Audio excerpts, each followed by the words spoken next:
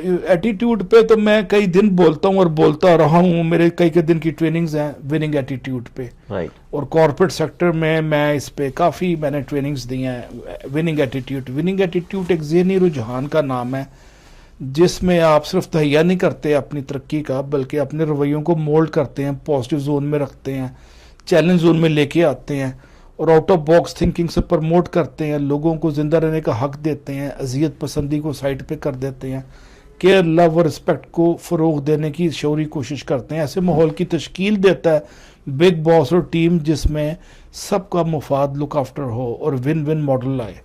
तो एटीट्यूड पे बड़ी रिसर्चेज हुई हैं दुनिया में। साइकोलॉजिस्ट का तो फेवरेट टॉपिक है, और मैं साइकोलॉजिस्ट नहीं हूँ लेकिन ह्यूमन पब्लिक मैनेजमेंट में 30-40 साल मैंने की। पाकिस्तान में 8-7-9 साल में, अमेरिका में, जापान में, यूके में रहा, कनाडा में रहा।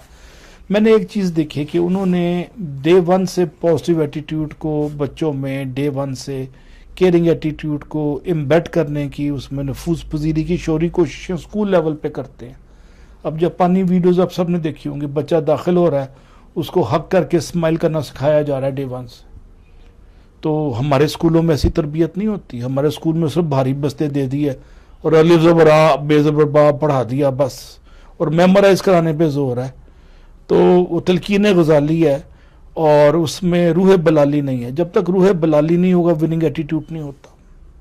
अब ये आप देख लें इसको, कराची के जो हमारे मेहरबान हैं ईदी साहब मरहूम, पूरा दुनिया उनका लोहा मानती है, उनकी वैल्यूज़ का। उनके पास बेलौसी और बेगर्जी से बड़ा हथियार दुनिया में होता है कोई नहीं।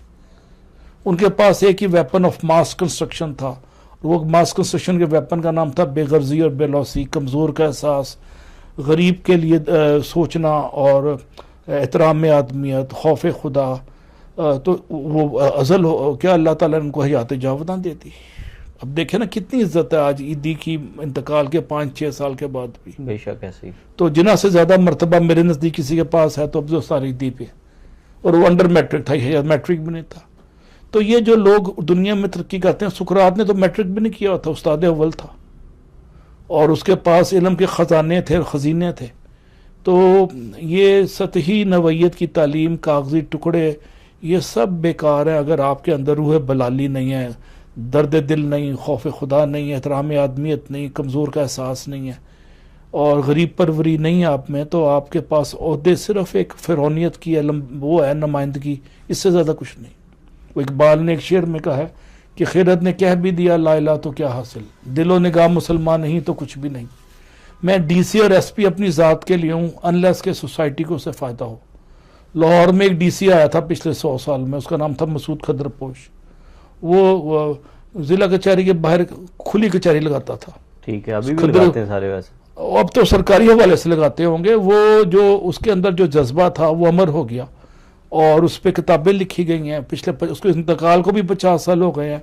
लाहौर में फोरम्स हैं जो उसकी गवर्नेंस के पैटर्न पे बात करते हैं। ये वो लोग हैं जिन्होंने ज़ात की नफ़ी करके अपने आप को गर्क कर दिया सोसाइटी के लिए, कमज़ोर के एहसास के लिए। कहानी शुरू होती है एक ही चीज़ से, एहतराम आदमियत और कमज़ोर का एहसास, इसके आसपास रिवॉल्व होती है।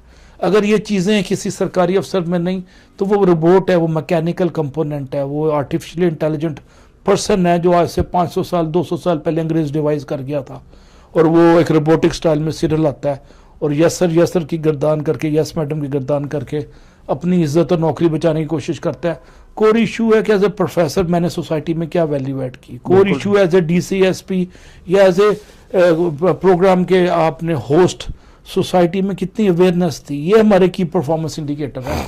हम की परफॉर्मेंस इंडिकेटर बादशाह सलामत की ताबेदारी और खुशामद दरामद नहीं है जो इस वक्त मुरवजा है साउथ एशियन कल्चर में बदकिस्मती से।